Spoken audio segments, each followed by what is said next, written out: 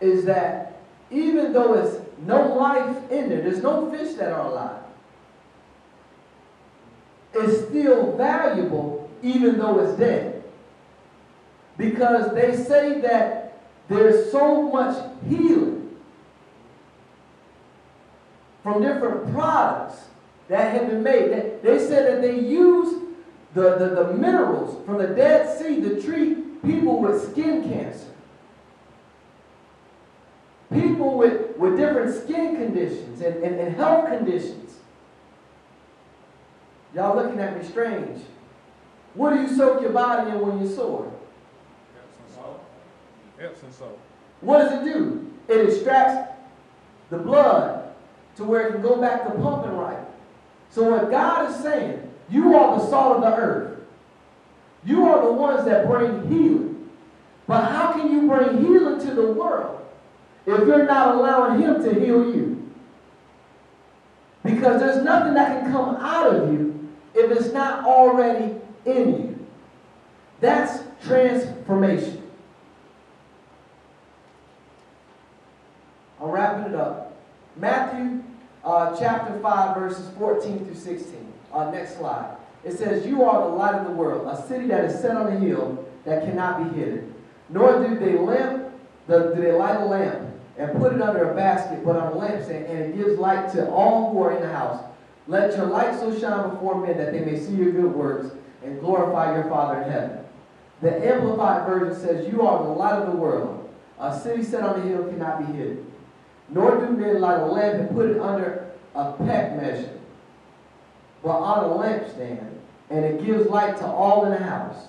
Let your light so shine before men that they may see your moral excellence and your praiseworthy, noble, and good deeds, and recognize and honor and praise and glorify your Father who is in heaven. Some of us confuse cutting on a light bulb. And that's nice. But Jesus says that you're not to cut on the light, but you are the light. Because what Jesus is doing inside of us through the transformation process, that's what He's able, that's how He's able to transform your family members, the folks on your job, our community, by how they see you. You are the light in the house. You are the light in the world. You're the light on that job. You are the light of the world. And what Jesus is saying is that when folks see you and what you do, and knowing that you go through the same thing that your neighbor goes through, but yet your attitude never changes. You continue to love people. You continue to show concern. And they don't thank you. But they say there's no way that you can do what you're doing if it wasn't for the God that's inside of you. And they're able to glorify our Father in heaven.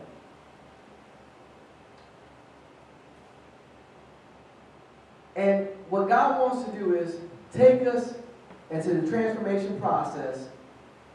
Next slide. Basically, we got a nice big diesel truck. Next slide. But this is what it transforms into. Next slide. This is a real nice Camaro. Next slide. But this is what it transforms into. And it's not always about retaliation. But there's more to you than what we see because of what's going on inside of you. I remember some years back, I played high school football, and one of the guys that I played with, his name is Boss Bailey. And Boss Bailey played for the Detroit Lions, Denver Broncos. He walks around about 6'4".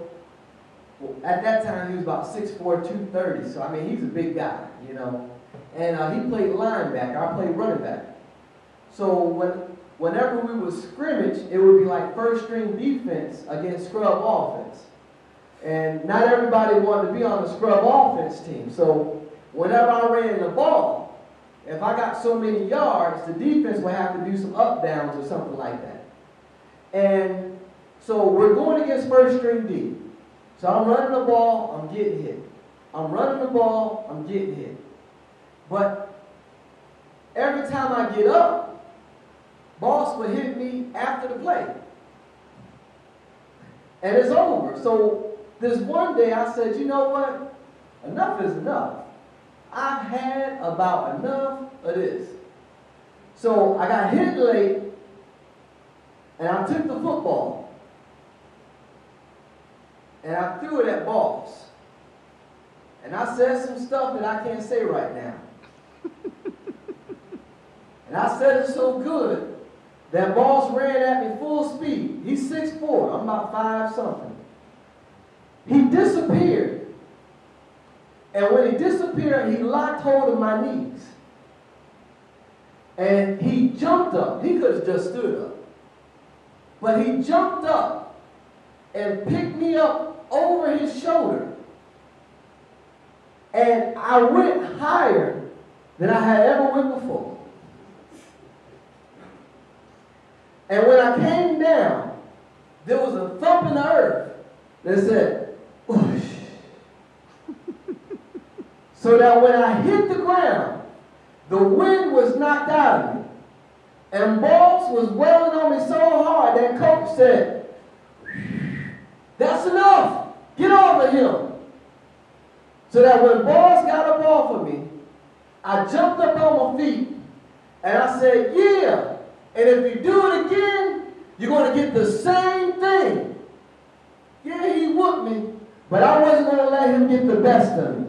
And that's what it means to be transformed. You got to have faith inside of you that just won't quit. You got to have faith inside of you that just won't give up. You got to have prayer inside of you that it just won't stop. You got to have worship inside of you that it just won't quit. Because greater is he that's in me than he that's in the world. To where everything that God is doing for you, it's got to be able to show up in the earth. If God's called you to preach and teach, it's time for you to stop rapping, being a runaway preacher, and come back to your calling. If God has told you to start a business, now is the time for what's going on inside of you to come out of you. If God says that you can be a singer, now is the time for you to stop talking about it and be about it. God says that, you know what, I'm going back to school. This is your time to get back in school. You know what, God said I'm going to be an attorney. You know what, it's your time to take the LSAT and get your behind in school. I mean, God told me to join the military. It's time to take the ASVAB and join the...